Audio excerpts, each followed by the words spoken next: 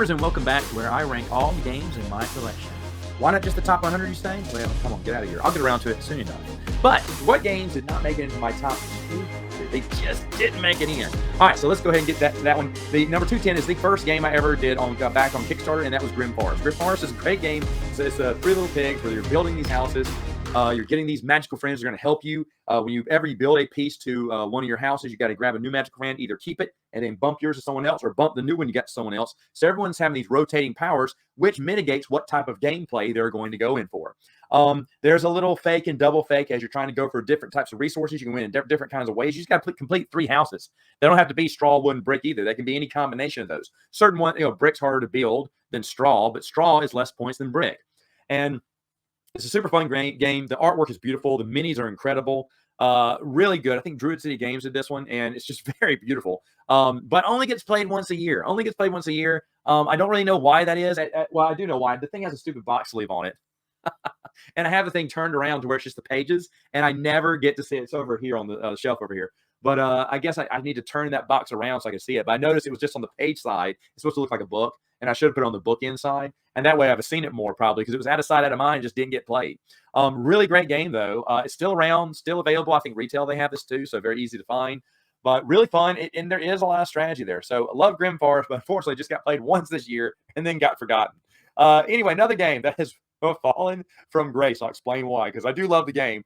Dinosaur Island / Dinosaur World. This one just dropped out of my top 100 last year and now free falled out of the top 200. And for one specific reason, AP.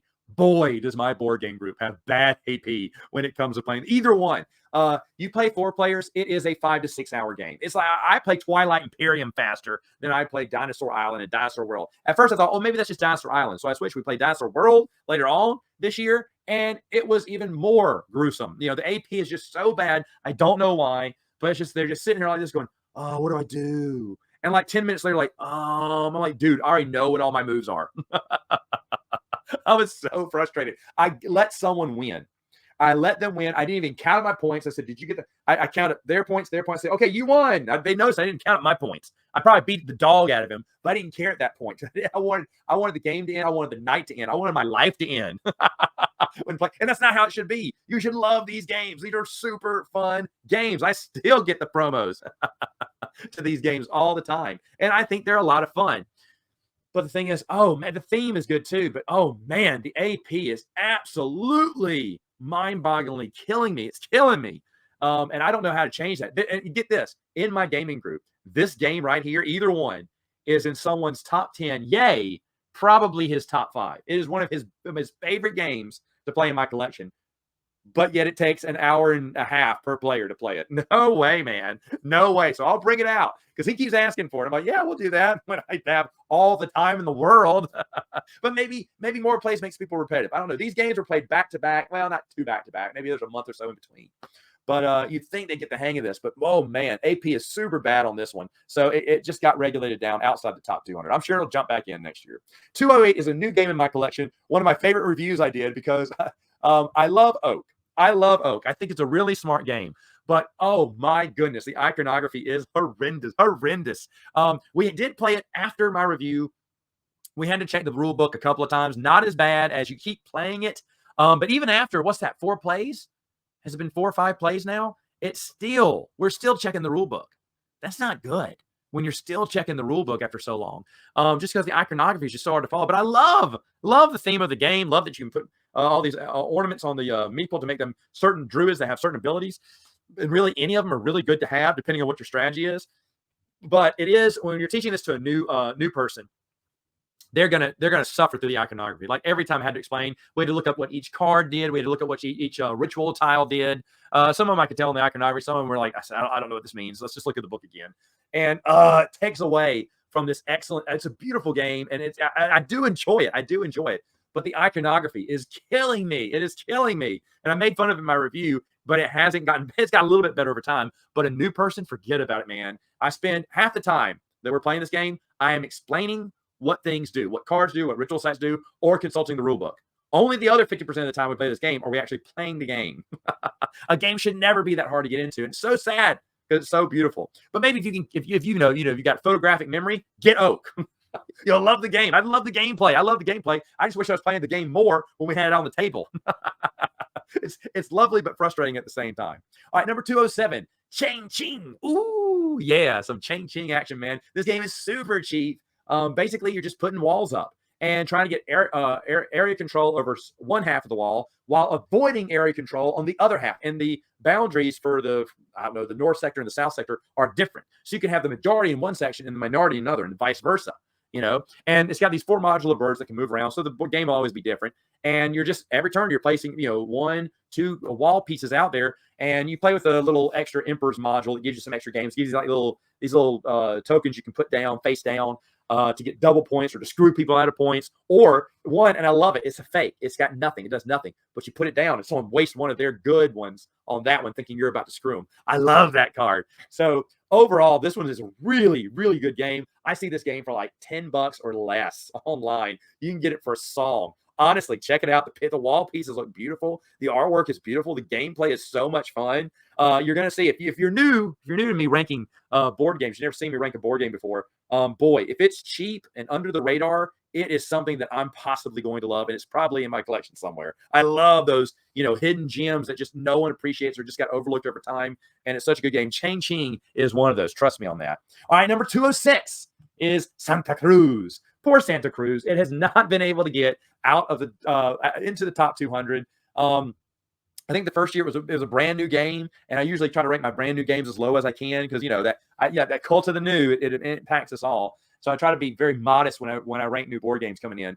But man, Santa Cruz just found its spot right outside the top 200 and has been there ever since. And it's sad because every time I play the game, which is once a year, I love it. I love it. I think this is great. And then it gets lost in the shuffle. It is somewhere around here, maybe behind me. I don't know. But it's such a fun game. But then I just forget about it for the rest of the, and then I get to these rankings. I'm going, Santa Cruz. I should play Santa Cruz again. It probably would have moved up. But it's just such a unique game because everyone has to play these cards. You get actions you do in the game, but you also have to play these cards. And some of them are scoring points. Well, even if you can't score the points, you have to play the card.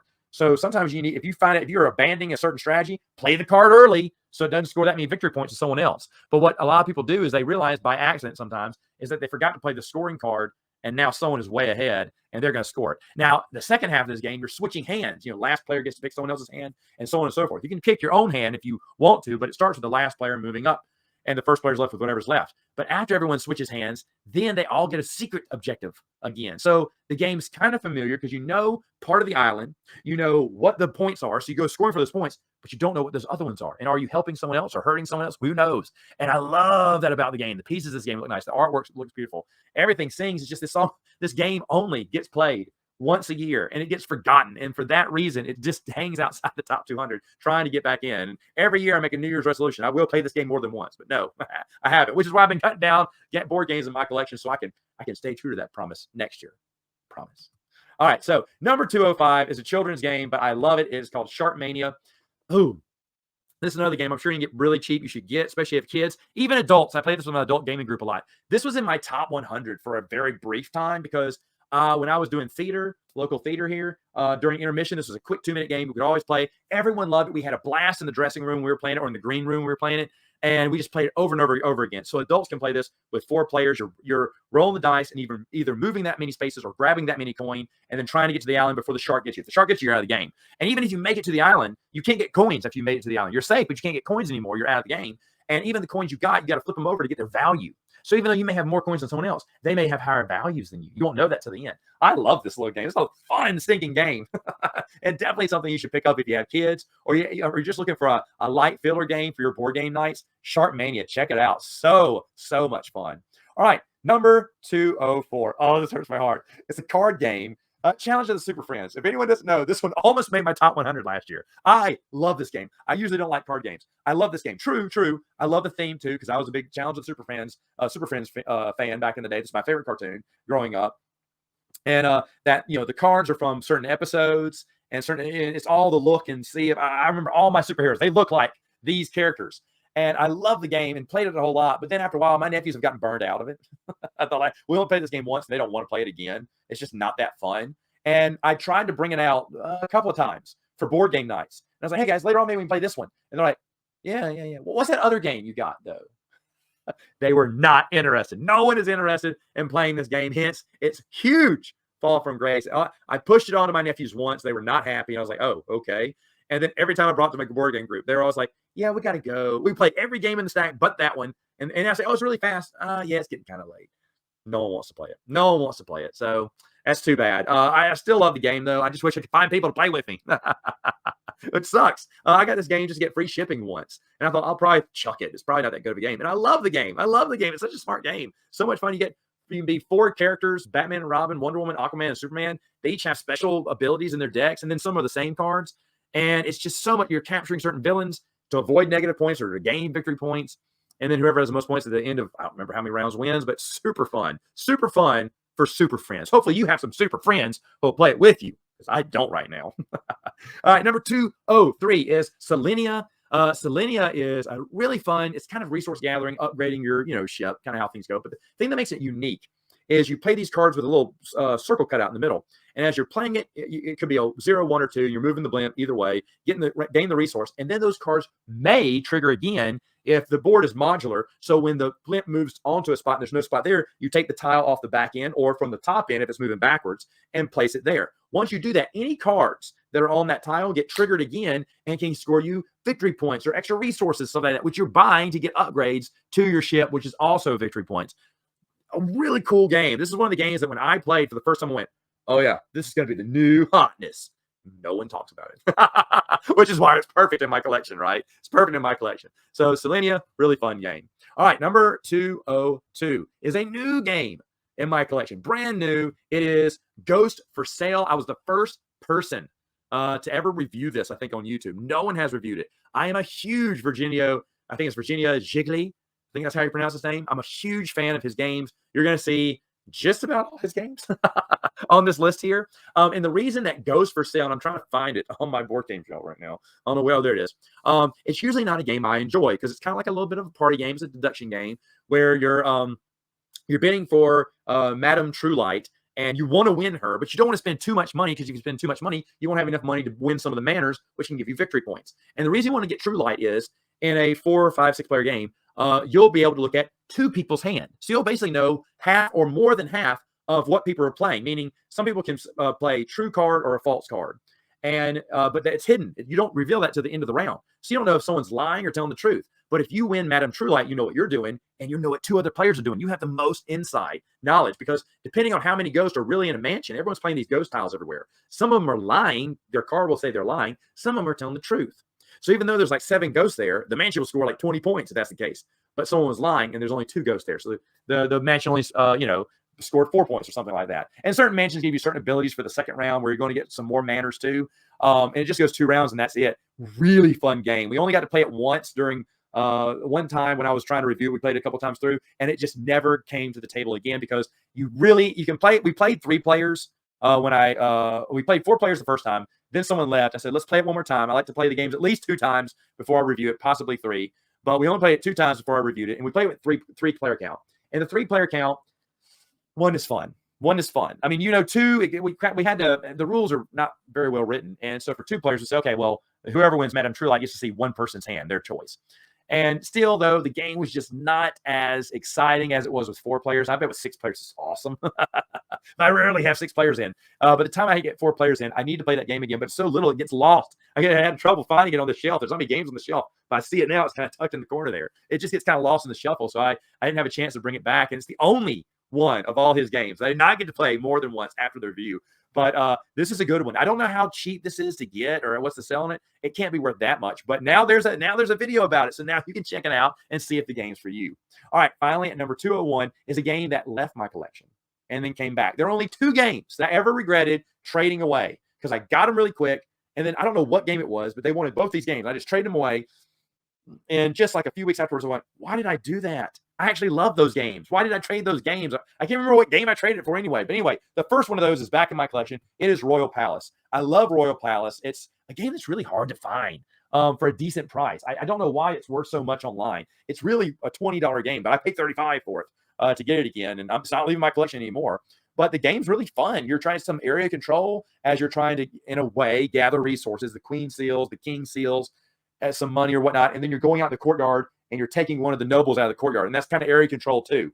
Thematically, I have no idea what's going on, but it doesn't matter. The artwork is beautiful. The gameplay is there. It's really good. It's a really good game. And the more players you have, the better it gets. And I love the game when I got it, but I just traded it away immediately, and I've regretted it ever since. Like, it was so hard to find this game under $50 that I was $20 was my limit. But when I saw 35, I was like, I said, can you give me some discount on shipping? So he didn't charge me shipping, just gave me 35. But even that, I was like, ooh, that's about the limit I'll pay for it, because $20 was about what I wanted to pay for this game, but it goes for 50. So I don't know if I can suggest it unless you really feel this is a game for you. But I am so happy to have it back in my collection. The reason it didn't make the top 200, though, is once it came in, I played it once and then forgot about it. Just like the man who has everything, right? Oh, poor me, right? Had so many games. When he got the game, he wanted it again. He just played it once. It's back on the shelf again, gathering dust. But that's why I'm shrinking this collection so I can hopefully play Royal Palace some more. Okay, folks, that's it for now. What games made it into my top 200? Oh, you have to find out next time. See you then.